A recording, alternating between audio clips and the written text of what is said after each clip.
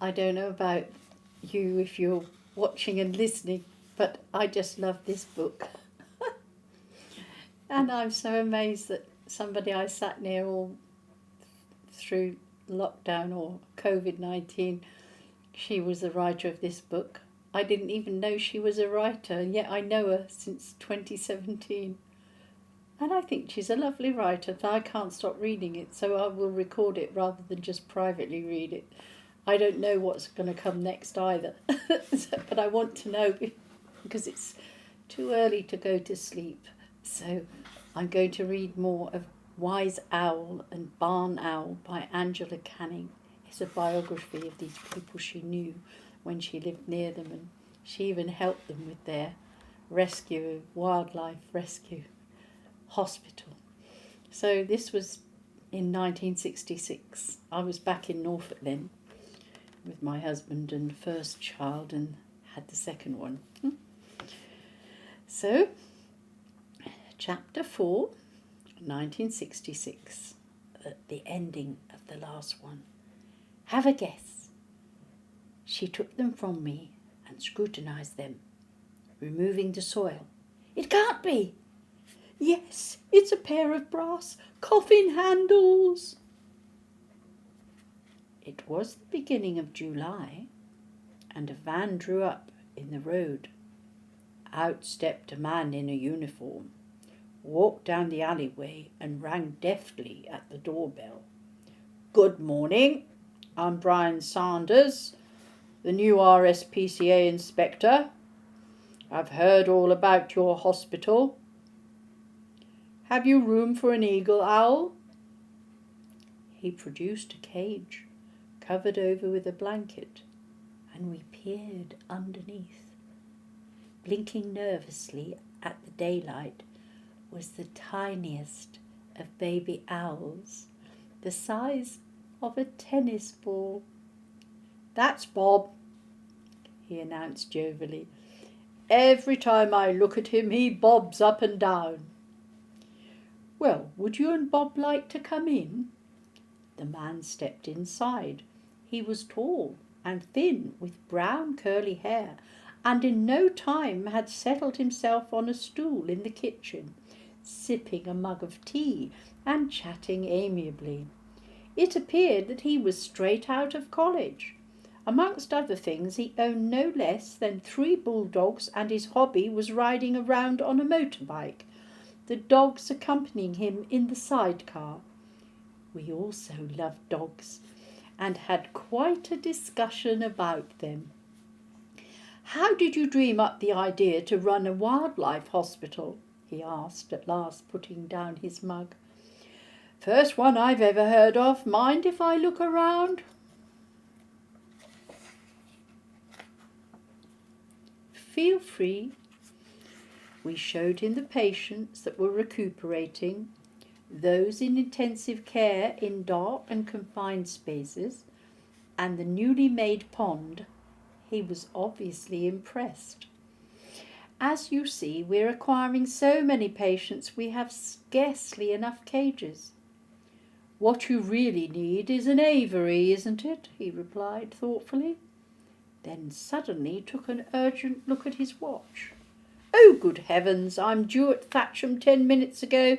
Be seeing you. And he went rushing off. We did see him again, and with his enthusiasm and dedication, he became an ever-ready help.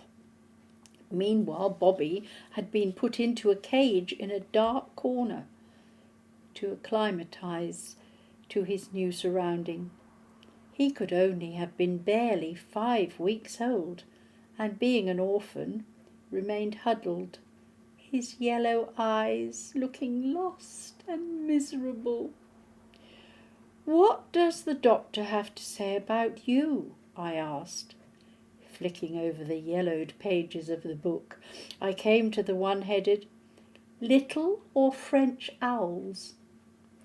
Feed on rabbit or chopped raw beef at nightfall. We administered a drink of lacto, the mother substitute, lest he was dehydrated, and hand-fed him on finely minced beef, suitable for a fledgling. The following day, Bobby's eyes looked a little brighter, and he ventured to move along his perch. Within a week, he had perked up considerably. From a shy, retiring little fledgling, he began to grow into a cheeky juvenile, each day becoming bolder. Upon seeing us at 6 o'clock in the morning, administering the breakfast round, he would start bobbing up and down at our approach, his yellow eyes now as bright as buttons and giving a shrill, excited "Good morning, Bobby," we would greet him, and he would hold out his head to be tickled. Next morning we were busy and forgot to acknowledge him, and to our amusement he sat in the corner, head held down, and sulked. We discovered if we did not acknowledge him each morning afterwards, he did the same. Meanwhile, crises were still occurring on the fast-flowing Kennet. From West Mills, where we lived, the river flowed under the barrel-vaulted bridge in the main street and onto the wharf, where large groups of waterfowl resided. When a message came that a swan was caught up in the rushes near the police station, Inspector Bryan was the first to the rescue. He and I borrowed one of the lockkeeper's clinker-built boats, moored at the wharf, and rowed steadily round to the back of the police station, amazed to see huge trout slithering in and out of the reeds. The dream of any angler, Bryan remarked, pulling at the oars, and then added, "I say, this boat's leaking. I'm getting wet. Are you?" I was decidedly, and it didn't feel too comfortable. But there was no time to worry about things like that, for a large clump of rushes that bordered the bank, there was the swan. "It's a cob too," I hissed. "Look at the size of its neck." Our plan of attack was to row to the bank as quietly and unobtrusively as possible. Then, while Bryan held back the rushes, my task was to approach it from the left, make a dash for the back of its neck with my left hand, and grasp it so that my right arm was wrapped firmly round its wings. Bryan would then disentangle its feet. We neared it stealthily and were poised ready, when suddenly the swan was alerted, already in a terrified state. It became even more aggressive than normal as it sensed our presence. With a flap of its mighty wings, the boat capsized, and we were sent sprawling into the water, wetter than before. Called Bobby, as he detected my squelching footsteps returning along the alleyway, and I sensed it might even have been a laugh.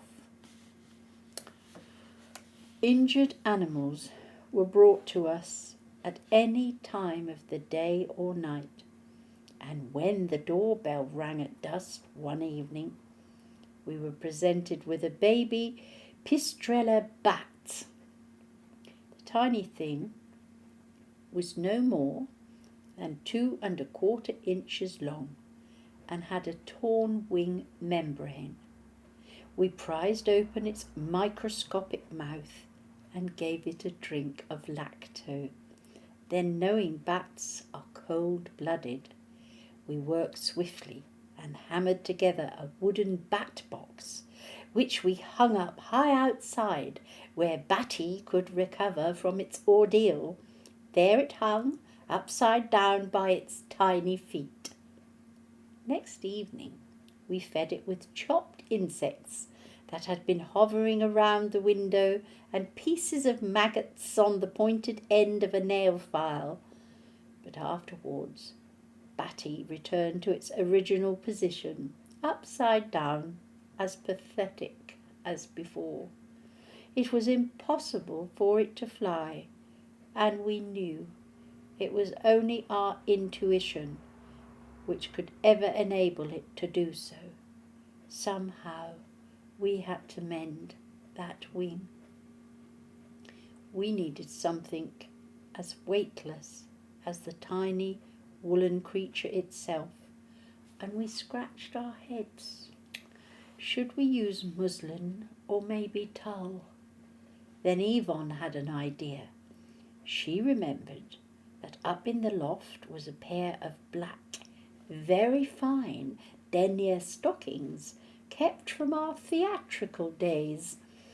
In a trice she disappeared up there and searched for them. Soon she returned triumphantly, then cut a piece large enough to cover the tear, with at least 3/4 of an inch to spare to extend round it.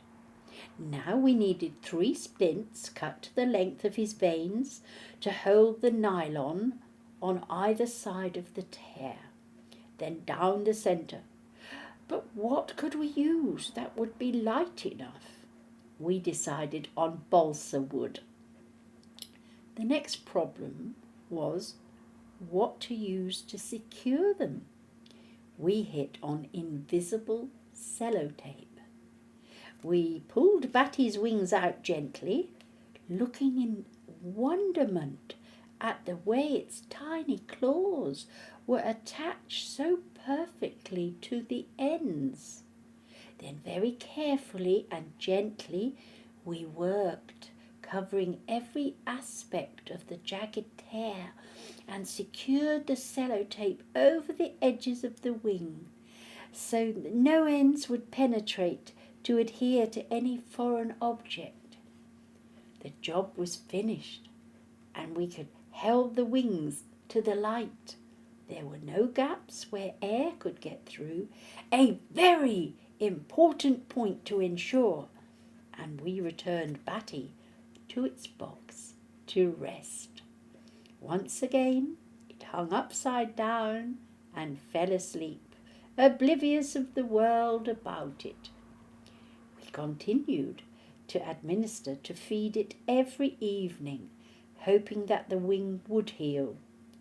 Batty took its time, and we couldn't believe our joy when 3 weeks later, after feeding, we noticed that he was attempting to unfold them.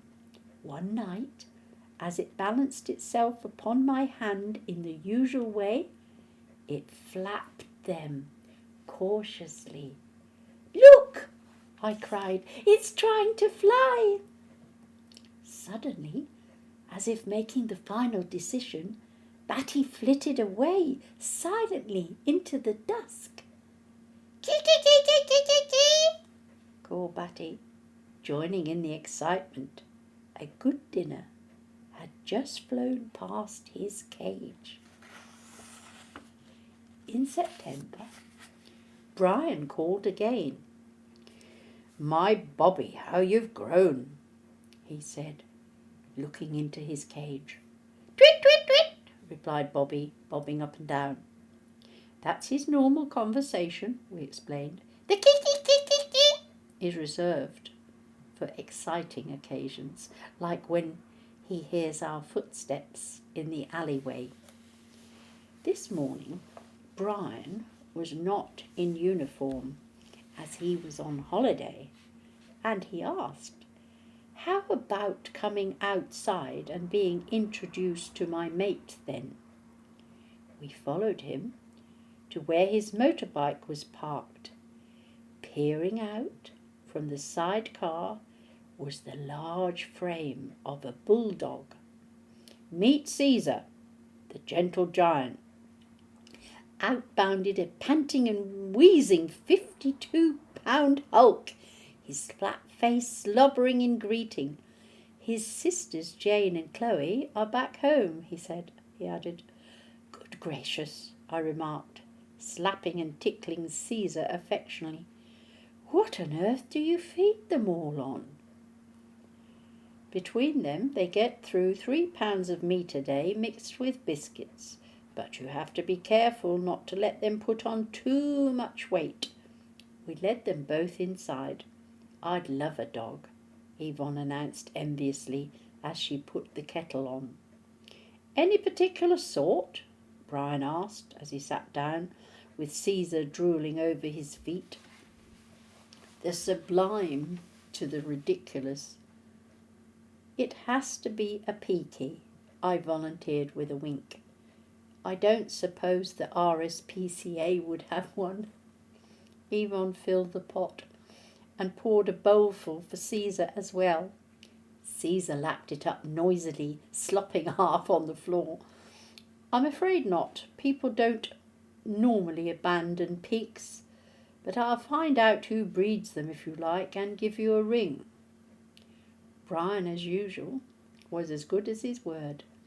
There was a breeder just a mile away called Lisa Gray, who happened to have a litter born on 26th of July. We went to see her. Deepnell Cottage was set back from the road opposite the Swan at Newtown. We rang the bell and the door was opened to reveal a small, plump lady who took us through to her kennels. Adorable little bodies jumped up excitedly as we passed, their flat noses squashed against the wires. In the end, 6 healthy bundles of fluff, no bigger than kittens, confronted us with their mother. Come along now, Eno, announced Lisa Gray kindly. Let us see you. She scooped up one, explaining, How do you like this one? He hasn't been reserved yet. She thrust the silky black bundle into Yvonne's arms. He's simply gorgeous, she gasped, being licked to death by a wet tongue. We'll take him, we said, without hesitation. When we came away, we had his pedigree and instructions on his care and feed. Bobby began to shrill call as soon as he heard us returning. Yip, yip, yip, yip, responded Eno in surprise. You, answered Bobby, bobbing up and down as he saw him. Meet Enoch Satyr of Deepnell, he said to Bobby, or rather Eno. Eno has come to his new home. Autumn dawned, and under cover of its beautiful tints, we were to learn that there's always the annual horrific slaughter. This year it was inevitable again. Pheasants, rooks, and wood pigeons became the victims of sportsmen, and even protected species were shot in error. The maimed found their way to our hospital, and our cages became overloaded. One evening at dusk, another noble lady came to our door. Called Bobby shrilly as I opened it. Good evening, a voice said sweetly. My name is Lady Craven. Please could you look after this tawny owl for me? The Craven estate was at Hampstead Marshall, 5 miles to the northwest of Newbury. Like you, I love wildlife, she explained, and no shooting is ever allowed on my estate. But I found this owl on the perimeter along the Enbourne Road. Certainly, we replied and thanked her. The gunshot wound beneath the wing had torn it an inch from the poor creature's body. We cleaned it gently with Acreflex, removed the visible pellets, and then taped it back in its natural position. We found owls the most appealing of creatures, and wondered whether this one was a male or a female. For in the tawny, the sexes are the same colour. All at once I remembered a game which we used to play as children. We simply dangled a plain gold ring on a piece of cotton over an animal or a fertilized chicken's egg, and if it began to swing like a pendulum, it was a male, and if in a circle, a female. We used to do that over pregnant women too. I fetched a ring and tried it over our new patient. It thought for a second or two, then gradually began to swing very steadily, then quite forcefully, in a circle. "We'll name her Bess," I said. It was time for Bess to be retired to a usual dark confined corner for intensive care patients, to prevent movement and to enable her to recover quietly from her injury. Some nights later, the telephone rang and woke us up from our sleep. A couple at Bucklebury were watching over a fox that they had found shot in a wooded area near their cottage, and asked if we would fetch it. We dressed swiftly and started up the ambulance. "Oh dear, that's disturbed Bobby," Yvonne said as his excited chattering began again. "Be quiet, you naughty boy. You'll wake the whole neighbourhood." We proceeded on our way. The cottage was situated out in the wilds, and we found it with some difficulty. The poor animal was in distress, and we motored home with Yvonne nursing it on her lap. Having parked the van in its usual place near the church, we walked up the alleyway. An uncanny stillness hung in the air at the hour of 2 in the morning. "There's something wrong," I said suddenly. "Bobby isn't calling." "He must have heard us," Yvonne remarked in a puzzled tone. We deposited our patient swiftly in the warmth of the kitchen before attending to it, and went outside to look at his cage. There was silence, not even the flap of wings, and we shone a torch inside. Upon the ground of his cage lay his little body, motionless, and I opened the door and took him in my hands. His grey and white flecked feathers were intact, and there was no evidence anywhere of an intruder's entry into his cage. The wire was untouched, yet Bobby was dead. Oh, how sad. I wonder how. Why? John Gould was fixing a wooden seat on Keltston in his 30-foot motor launch early in the morning, and stopped when he heard the news. "I'll come over," he said at once, and examined the sad little bundle of feathers. "That's a mink." "A mink?" "Yes, that's what done it. He separated the feathers at the back of Bobby's neck. Just look here." At the base of the skull was a bite, which we had not seen in the darkness. "Mink attack their prey at the back of the neck like other members of the weasel family. Then they suck its blood. One of them must have escaped from the farm." "But there's no sign of where it could have got in." "It would have squeezed under the wire, you see. It's not pinned to the ground." He looked over to the other side of the canal. "I suppose it's living along the bank somewhere, you know. I've watched those mink gnawing a hole in their cage for a whole week until they can get out. I've warned the butcher many times. He owns them. As we buried Bobby in the garden, with tears in our eyes, we planted a forsythia shrub where he lay.